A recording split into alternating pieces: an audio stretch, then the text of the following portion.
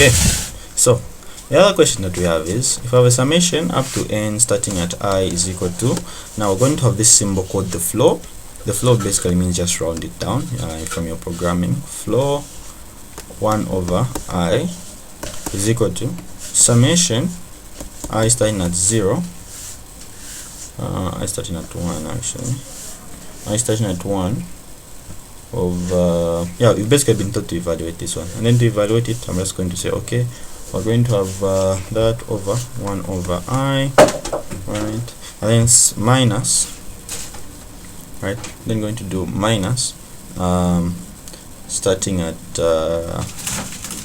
n over 2 minus 1, but then going to flow that, of course, because it's a previous term. Then we're going to have our summation starting at I is equal to 1 of 1 over I. Now this is that Euler's constant we were talking about, right? So basically, if we go back to when we looked at Euler's constant, where did I write it? Did I write it here? Oh yeah, I erased it. Okay, so we're then going to write Euler's constant, which is this is basically ln n. So you can just go back to that point in that video, and then you can see Euler's constant. So it's just going to be ln n.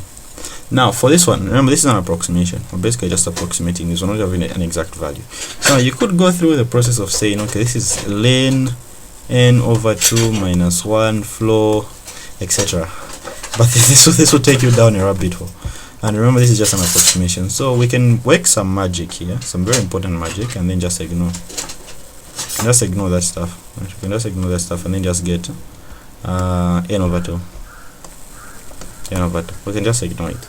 Right? Getting that n over 2, we continue with our approximation. This is approximately equal to ln minus, open brackets, ln of n minus ln of 2, which is approximately, this is n, ln of n minus ln of n plus ln of 2, which is then just approximately ln of 2.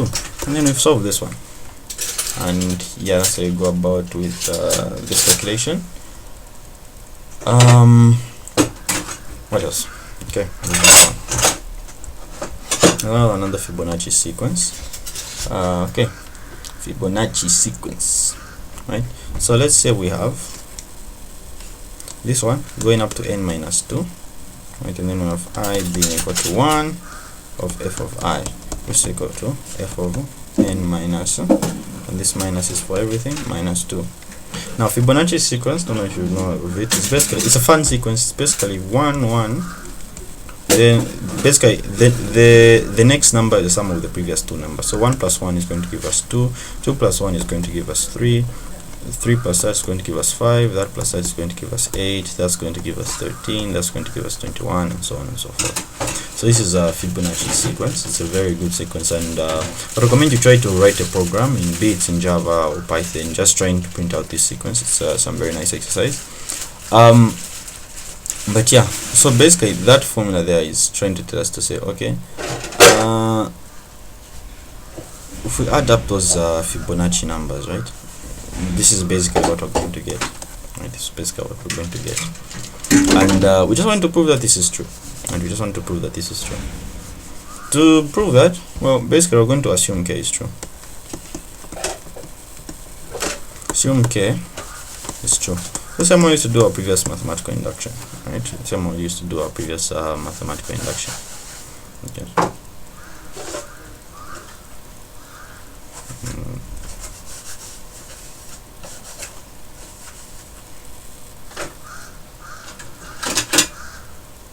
Okay, sorry for that. Okay, so we're going to say k, right? We're going to say our k there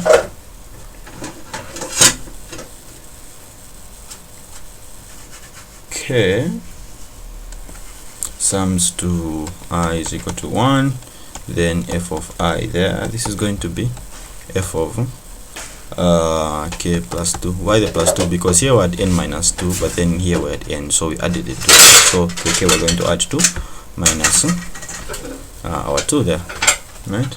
Okay, so to show for k plus 1, for k plus 1, we're basically going to say our k plus 1, right, saying that I being equal to 1 of f of I. This is going to equal k sum I being equal to 1 f of I plus then our f of k plus 1. But what is this? This, of course, we know it is going to be f of k plus 2 then plus f of k plus 1 minus that 2 over there. But remember, Fibonacci sequence was saying the next number here is the sum of the previous two numbers. So meaning if we get fk plus 2 and fk plus 1, right? If we have k plus 1 and then over here we have k plus 2, right? We have these Fibonacci sequences. So meaning the next one is going to be a sum of these two, which is going to be fk plus 3. So meaning if we add these two, we're going to have fk plus 3 minus 2. And with this we've basically proven, right? We've basically proven, because if we get k plus 1 and put it in there, we're going to k plus 3. Well, if we get k plus 1, if we put it in here, we're just going to add that 2 to it, which is going to give us that item over there. So this is how we go about with this Fibonacci proof. And with this, I think we're going to be done for now with this simple introduction. I have glossed over stuff like mods, modulus, and other proofs, but again, as we go on, we're going to discuss these anyway. So I thought let me just do summations because they're the ones that appear the most. But yeah, this peace, and I hope you enjoyed.